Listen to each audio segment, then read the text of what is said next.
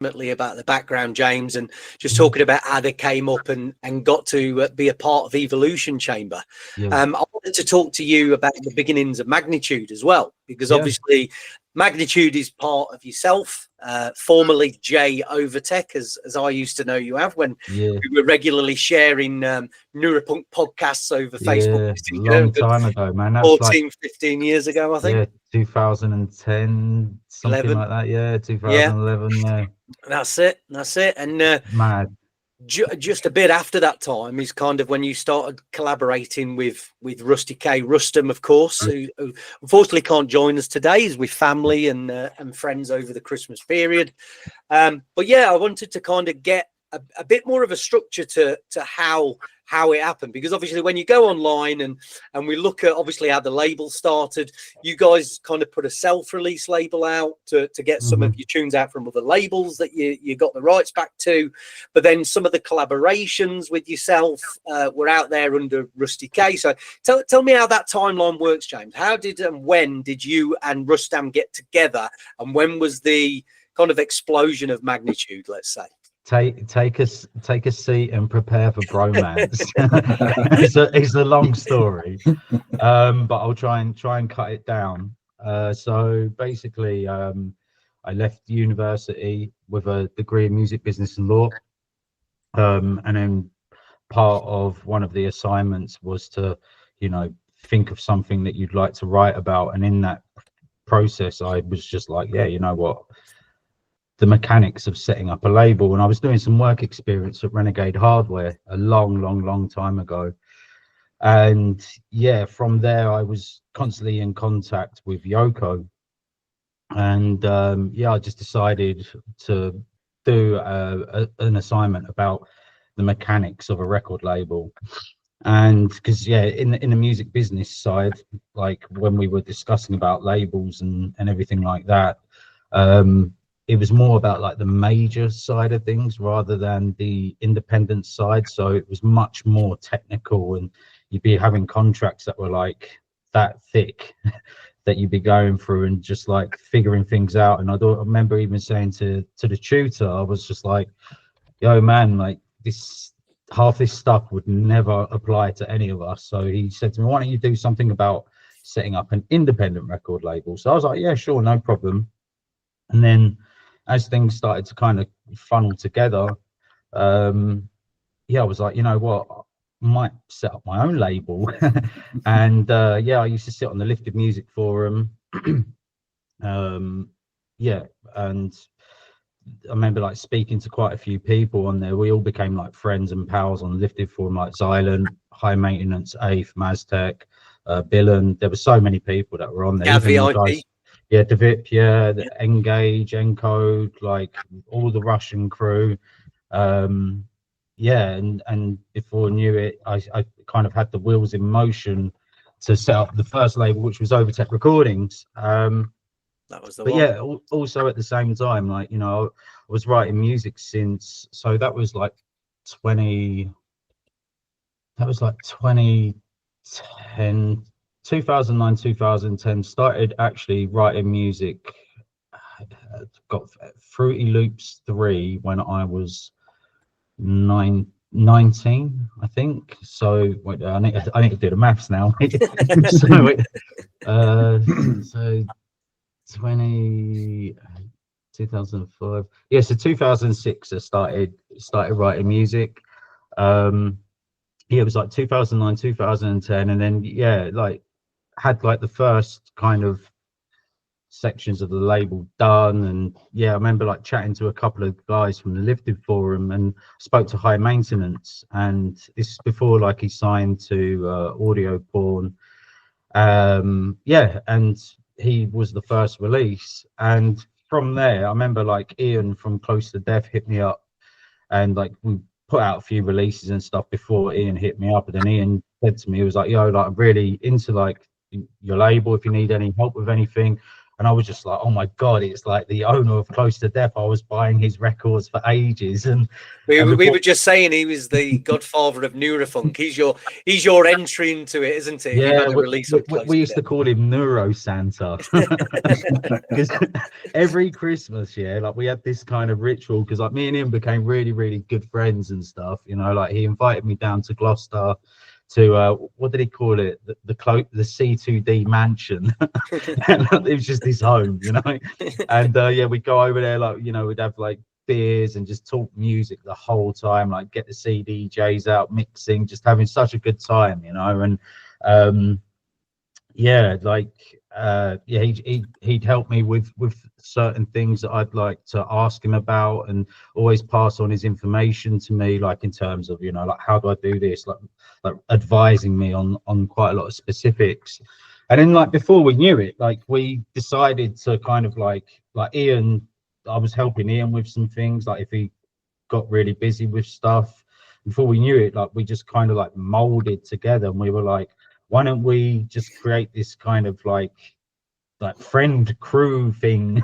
And yeah, then that was like when Ian was just like, yeah, so like, because there was the label Ammunition Recordings. I remember hearing this track called Devil's Show, and it was and I remember like, it was like, I've heard that tune before, like Ian showed it to me, and it was just before played the first ever international gig, which was in Poland, and we played that together. And when we was on the train heading to the airport, we had the tune on, and I was, as soon as I heard it, I was like, I know I've heard that tune before. And I remember, like, because I sit on V Contact and Promo DJ, which are like Russian, Ukrainian based websites for music, and like VK is like the Russian Facebook. I used to go on there like religiously, you know, searching for music, searching for producers. And back then, like, you'd be able to find a lot of like unreleased stuff that artists would upload or whatever, but it's not as like, I remember me and you sending stuff back. Yeah, exactly. Have you heard this one? Yeah. Brand new to bit, like, yeah. And yeah, and I remember like checking the inbox in it, and then I'd seen that there was a message from Rustam on VK, and he basically sent over a demo, which was the Devil's Show. And I was just like, oh shit, like I didn't reply, like I totally missed the message, and yeah, didn't get back to him and that. And then like from there, like Ian was contacting him, I was contacting him, we were all like in communication with him. And yeah, I remember like we kind of wanted to kind of get more people on board for Close to Death. So we got QO, we got Int Company from Ukraine, yeah, Rustam, and there was I can't remember their names now. Human Error, I think they were called. And yeah, we wanted to just like have a little collective of artists and just, you know, do our own thing. And I remember like Rustam one day just sends over, what was it, AC 130 and the Savage. And it literally just like blew my face off, man. And like I was working with him on it, cause like he needed help with it and stuff, you know, just like a bit of A&Ring and like some like advice to help see it over the finish line. And there was also some other tracks as well. And like, so yeah, from there, like we kind of just started just talking, you know, like, and getting to know each other more, hanging out a lot more online and whatnot. And yeah, and then like that was like we released AC 130 and a Savage back in 2013, if I'm correct. Yeah, and even through that time, like, you know, keep in mind, man, that like working at Close to Death, getting sent so many sick demos, even from Task Horizon as well. Like what I worked on like releases for Mephius. I think gave him his first ever vinyl release. I could be wrong there. And Jade as well. Yeah, Jade, Billen as well, or Bilane, Maztec, Blockhead, like worked with so many like incredible producers. And I'd get home and my imposter syndrome would set in as soon as I'd open up Cubase and just be like referencing against all these new C2D demos and just thinking my tunes are dogs. you know, avoiding the swearing. You can swear, but I'll probably bleep it out. Yeah. But you know, happens with a blooming algorithm. I think it's good to try to avoid the bad words. But yeah, I remember like sending Rustam my tunes and stuff, and like I'd always just be like, "Oh, it sounds terrible," and Rustam, "No, no, it's cool, it's really good." And then yeah, one day, yes, so that's actually what happened. So Chris from Lifted actually wanted to sign Rustam as Rusty K exclusive to Lifted, and Rustam was considering it, but then he said to me, he was just like, you know, I'm kind of stuck in Russia here. He was like, you're in Europe. He said, you know, like we could probably work together, but I don't know how. And we were just like, and that was like back in 2014, around 2014 time. And then like it was just, you know, a casual conversation. And then one day I sent Rustam like a couple of ideas, and Rustam said to me, he was like, and whenever he does you know that he's gonna, Kenny knows about the you know magic is about to happen. And so yeah, I sent, Rustam was like, yeah, these ideas are pretty cool. He said, like, pack them up into WAV files and that, send them over to me and I'll see what I can do. And little did we know that that was the beginning of Warpath and Scorn.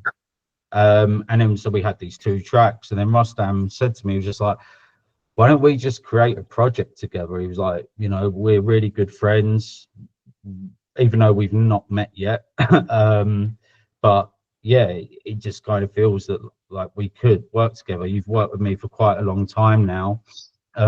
Actually, I need to kind of rewind, because where we was with Close to Death, Rustam's contract ran out with Close to Death, and I decided that I wanted to move on as well. I kind of felt that, you know, working with Close to Death was amazing, and there was no like bad vibes or anything like that. I just felt that I needed my own challenge, my own kind of setup, my own kind of path and journey, you know. And me and Ian, you know, we had a really good talk, and yeah, Ian was fully supportive of the decision and stuff. And so I went off and set up Overtech Music. I wanted just to completely start fresh. You know, now I've kind of like got to know a lot of people, made a lot of really good connections with a lot of artists, that I just felt like a completely clean slate, start from the very beginning. And yeah, that's when I think we put out Rustam's release, All That We Lost and Dark Eyes, and then Signal, who then went on to become Emanu. I think I put out his 2nd ever release. Yeah, then we did the Prototype LP. But yeah, it was in that time that me and Rustam started actually making tunes together. And yeah, like we kind of got to this kind of point where we were, you know, trying to figure out what to do. And yeah, I remember like we were sending the tunes out to people, and not a lot of people wanted them. We tried quite a lot of the bigger labels and stuff, and then I remembered that, like, oh yeah, Chris, he loves Rustam stuff, I reckon, and I'm pretty close with Chris, so why not hit up Chris Lifted, and maybe we can see what we can do. I remember, like, as soon as I hit up Chris, and I said to Chris, I was like, yeah, look, me and Rustam, I think we're going to start a new project. At the moment, we've got like 2, 3 almost finished tracks. We're trying to start the 4th one now. And Chris was immediately like, goes, I don't even need to listen to him. I want you guys exclusive to Lifted. Like, he just immediately just jumped on it. And so we were like, yo, like, okay. And at the time, like, you know, we thought, this is amazing. Spore's label with Memtrix, Neon Light, Ape, like all of these incredible producers. This is going to be like taking a huge jump at the very beginning. And so, yeah, we got the EP done and stuff. And then I remember sending over to Chris the finals or pre-finals. And then Chris just turns around in the Chris Renegade way, and he was just like, so, like, what you guys going to call yourself then? And I was like, I don't really know. He goes like, what are you going to call you, like Rusty J? JK. Like, it was just like, nothing makes sense. He goes like, you guys are going to need a new name. And we were like, okay, cool. And I mean, like, that was probably the most hardest part, man. Like, just trying to think of a name for the project, because like, we were literally thumping ideas to Chris. Chris didn't like them. Chris would thump ideas to us. We didn't like them. And we kind of got to the point, yeah, where Rustam said to me, he was like, James, what about Magnitude? But instead of with an I, we change it to an E. And I was like, bro, like, we could be called the most vulgar name right now. I would not care. Like, this EP's been done for like 6 months and we're just too busy thinking about a project name. Like, at the end of the day, the most important thing is the music, you know? And so went to Chris and I said to Chris, yeah, like Magnitude, but instead of with an I, with an E. And Chris basically said that, like, he was like, yeah, that kind of feels a little bit arrogant, you know, it kind of feels like you think you're too good. And I was just like, it don't sound like that. And I just said to him, I was like, man, like, I'm now at a point where it's either we go in Magnitude or we just don't go with Lifted. And Chris like, oh, Magnitude it is. And then, yeah, that was how the name came about. But yeah, like, me and Rustam, we had known each other since I think we first started speaking in 2010. We first met in 2018, weren't it, Aaron? Yeah, it was. When Rustam come to us in Switzerland. It was such an amazing days, man.